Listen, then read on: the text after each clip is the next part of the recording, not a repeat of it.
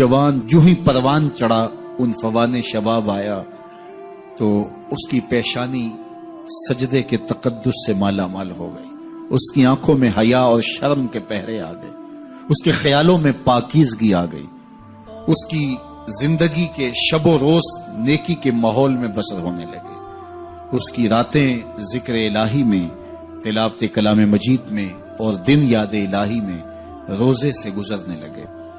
وہ جوان جس کی جوانی اللہ کی عبادت میں گزری، کیونکہ جوانی اگر عبادت میں گزر گئی تو بڑھاپا تو پر نور ہے ہی ہے۔ سب سے مشکل مرحلہ زندگی کا جوانی کا ہے۔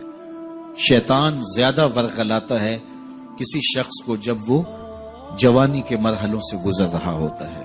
تو جس کی جوانی خیریت کے ساتھ گزر گئی اور اس نے اپنی جوانی کے تقدس کو محفوظ رکھ کے منزل تک پہنچا لیا، اپنی عصمت کے جوہر کی حفاظت کی، اپنی آبرو کو لٹنے نہیں دیا، اپنی آنکھوں کی شرم و حیا پر پہرے بٹھائے اور آنکھ کو برباد نہیں ہونے دیا اور اپنی زندگی کے تقدس کا پہرا دیا، تو جو جوان اپنی جوانی کو خیریت کے ساتھ گزار گیا۔ کسی نے کہا تھا نا، کتاب زیست کا ایک اور باب ختم ہوا، شباب ختم ہوا، ایک عذاب ختم ہوا۔ تو جوانی جس کی منزل تک پہنچ گئی خیریت کے ساتھ، عافیت کے سائے میں۔ مشکل تو بڑا ہے جوانی کو منزل تک لے جانا، خیریت کے ساتھ، داغدار نہ ہونے دینا، جوانی کے تقدس کو رسوا نہ ہونے دینا، عصمت کے جوہر پہ کالک نہ لگنے دینا، خواہشات کو غالب نہ آنے دینا۔ آسان کام تو نہیں ہے، مشکل کام ہے، لیکن اگر کوئی مشکل کاٹ گیا، جوانی کے تھوڑے سے ایام میں گزار گیا، اللہ اکبر۔ حضرت شیخ خطلی کہتے ہیں، داتا گنج بخش علی حجویری علیہ رحمہ کے مرشد ہیں، الدنیا یومن ولنا فیہا صومن۔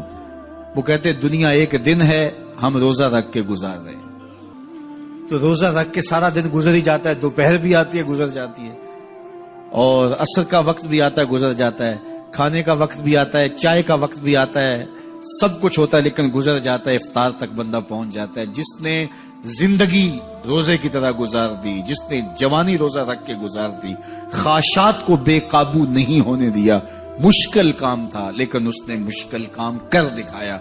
اجر کتنا بڑا ہے، سنیے اللہ کے محبوب کی زبان سے سنیے۔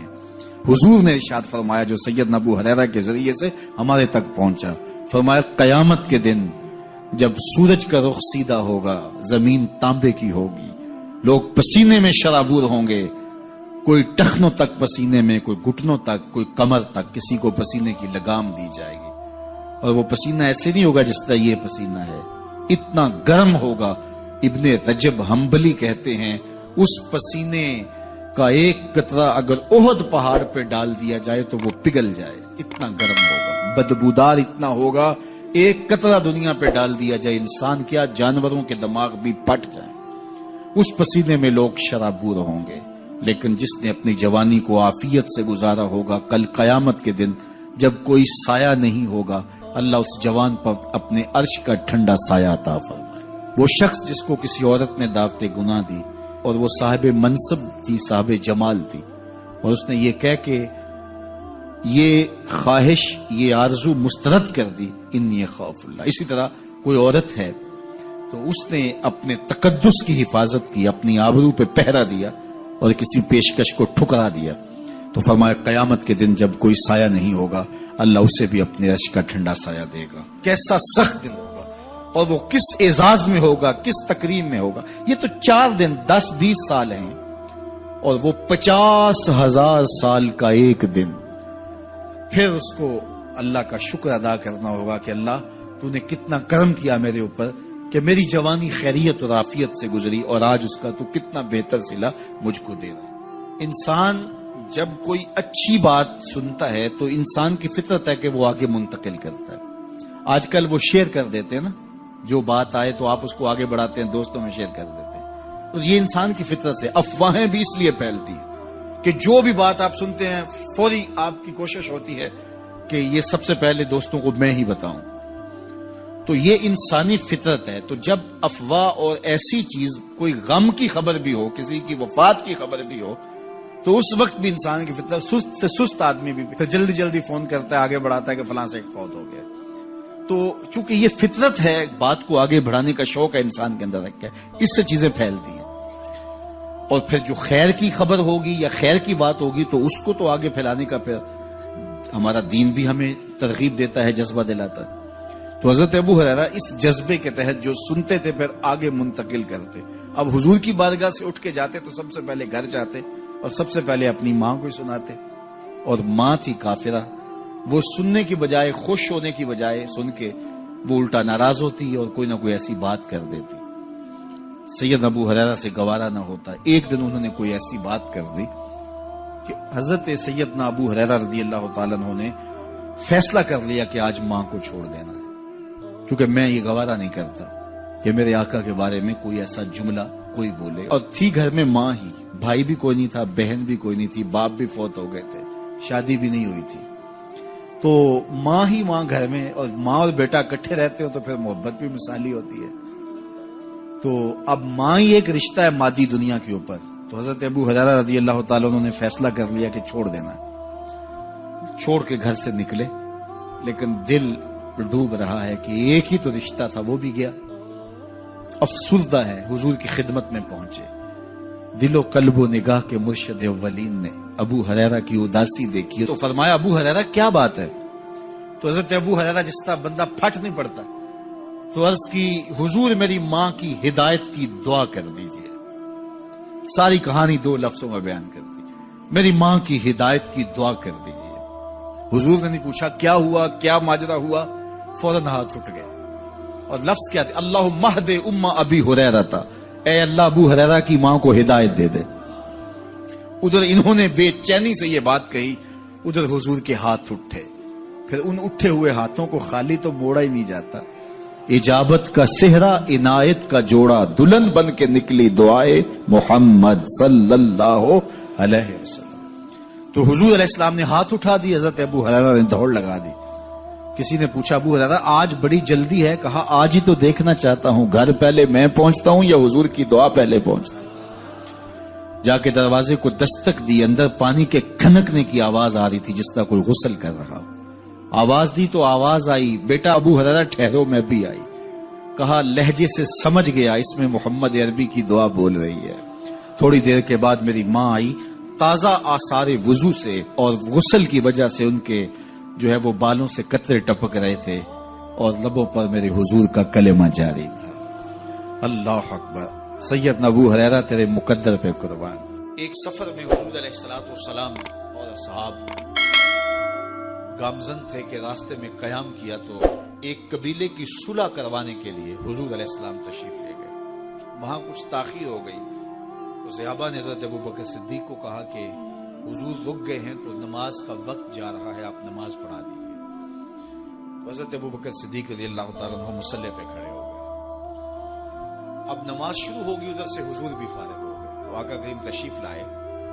تو آقا کریم علیہ السلام جو ہی تشریف لائے تو صحابہ کی صفیں بندی ہوئی تھی، حضور کو دیکھا انہوں نے راستہ چھوڑ دیا۔ پیچھے سے لے کر کے مصلی تک صحابہ نے حالت نماز کے اندر حضور کے لیے راہ کشادہ کر۔ کاش کہ یہ حدیث سب لوگوں نے پڑھی ہوتی اور امت میں اتنے فرقے نہ بنتے، اور یہ سوچ کبھی نہ پنپتی کہ نبی کے خیال سے نماز ٹوٹتی ہے۔ یہاں تو راستے چھوڑے جا رہے ہیں، یہاں تو پروٹوکول دیا جا رہا ہے۔ اللہ اکبر، اور یہ حدیث کہیں چھپی نہیں ہے، بخاری کے اندر چھپی ہوئی۔ اللہ اکبر، آقا کریم علیہ السلام تشریف لائے تو صحابہ نے راستہ چھوڑنا شروع کر دیا، نماز بھی چل رہی ہے اور حضور کا راستہ بھی چھوڑ رہے ہیں۔ بالکل حضرت ابوبکر صدیق کے پیچھے آ کے حضور کھڑے ہو گئے۔ ابو بکر لا یلتفت یمینا ولا یسارا، جب آپ نماز پڑھتے تھے تو نہ دائیں دیکھتے نہ بائیں دیکھتے، پوری توجہ انہماک ہوتا۔ وہ اپنی کیفیات کے جہان میں ڈوبے تھے اور حضور آ کے پیچھے کھڑے ہو گئے۔ صحابہ نے اپنے ہاتھوں کی پشت پہ ہاتھ مارنے شروع کر دیے۔ مقعن و تصدیہ، قرآن نے تالی لگانا، سیٹی مارنا یہ شیطانی اعمال ہیں، لیکن ہاتھ کی پشت پہ ہاتھ مار کے متنبع کرنا یہ مختلف مواقع کے اوپر یہ جائز ہے۔ تو اب جب حضور آ کے پیچھے کھڑے ہو گئے اور صحابہ سمجھے کہ حضرت ابوبکر صدیق ایک استغراق کے عالم میں ہیں، ایک کیفیت کے جہاں میں ڈوبے ہیں، تو انہوں نے اپنے ہاتھوں کے پشتوں پہ ہاتھ مارنے شروع کر. تو حضرت صدیق اکبر سمجھ گئے کوئی غیر معمولی واقعہ ہو گیا. دیکھا پیچھے حضور کھڑے تھے. اللہ اکبر. تو حضرت صدیق اکبر مصلی سے سرک کے پیچھے آنے لگے. تو آقا کریم نے اشارہ کیا رکو نماز پڑھاؤ. سیدنا صدیق اکبر اس کے باوجود پیچھے آ گئے. کبھی ہوتا ہے حکم اور کبھی ادب آگے ہوتا ہے. اللہ اکبر.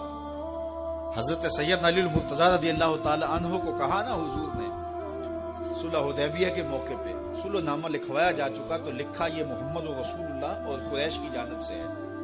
تو عروہ نے کہا اگر محمد رسول اللہ مان لیں ہم تو پھر لڑائی کس چیز کی ہے. تو اس لیے محمد رسول اللہ نہیں محمد بن عبداللہ لکھا جائے. تو وہ اس بات پہ بضد ہو گئے اور اگر ایسا نہیں ہوتا تو معاہدہ ٹوٹ رہا تھا. تو حضور نے حضرت علی المرتضیٰ سے کہا کہ چلو رسول اللہ کا لفظ مٹا دو. عرض کی میں تو نہیں مٹاؤں گا یہ نام میں تو نہیں مٹا سکتا. پھر حضور نے خود مٹایا.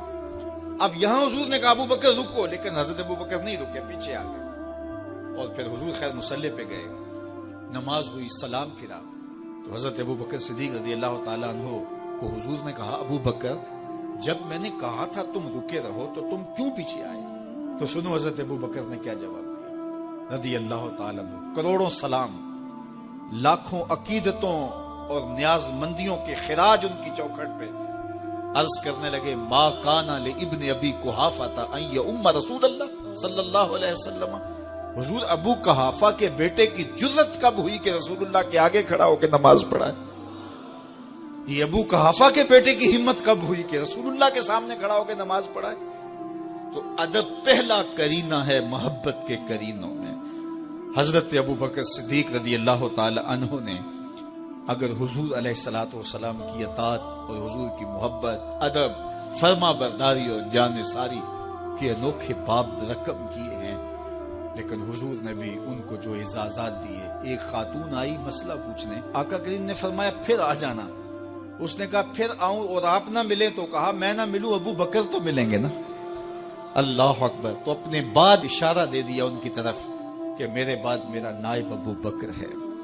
اللہ اکبر. عزتوں کی مسند اور عزتوں کی معراج اور عزتوں کے مقام پہ سیدنا صدیق اکبر رضی اللہ تعالی عنہ کو بٹھایا. میرے والد گرامی رحمت اللہ تعالی علیہ نے پوری زندگی میں کوئی ایک تقریر بھی ایسی نہیں کی جس میں یہ اشعار نہ پڑے ہوں. جب وہ خطبہ پڑھتے تھے تو خطبہ پڑھنے کے بعد یہ اشعار پڑھا کرتے تھے جس میں اس کی کیفیت ہے کہ جو حضور کے شہر میں جانے کے لیے تڑپتا ہے. ز مہجوری برآمد جان عالم ز مہجوری برآمد جان عالم تراہم یا نبی اللہ تراہم. کہ عرض کی جا رہی حضور آپ کی جدائی میں پورے جہان کی جان نکل رہی. ز مہجوری برآمد جان عالم تراہم یا نبی اللہ تراہم نہ آخر رحمت للعالمین. ز محرومہ چرا فارغ نشین بروں سر از برد یمانی کہ روئے تست صبح زندگانی. حضور اپنا سر انور اس یمنی چادر سے ذرا نکالیے چونکہ آپ کا چہرہ انور زندگی کی صبح ہے زندگی کی بہار ہے. ادیم طائف نعلین پاکن شراکز رشتہ جاں ہائے ماکن. اللہ اکبر. جامی علیہ رحمہ کا انداز کتنا دل آویز ہے. وہ کہتے ہیں حضور آپ طائف کے بنے ہوئے چمڑے کے جوتے پاؤں کی زینت بنائیں. آپ جوتے جو پہنے وہ طائف کا مشہور چمڑا ہو اور اس کے بنے ہوئے. شراکز رشتہ جاں ہائے ماکن اور اس کے اندر جو تسمے ڈالیں وہ جامی کی جان کے ڈالیں. جامی کے چمڑے کے نہیں جامی کی جان کے تسمے ان نالین میں ڈالیں جو آپ طائف کے بنے ہوئے نالین زیب تن کریں. وہ ایک شاعر کہتا ہے عربی کا کہ یا لیتنی کنتو تربت ایبتکم فلتسمت نعالک ذاک کدی. کاش میں مولوی نہ ہوتا. وہ بہت بڑا شیخ الحدیث گزرا ہے تو وہ کہتا ہے میں کاش شیخ الحدیث نہ ہوتا میں مولوی نہ ہوتا مدینے کی گلی کی مٹی ہوتا حضور گزرتے تلووں کو چوم لیتا.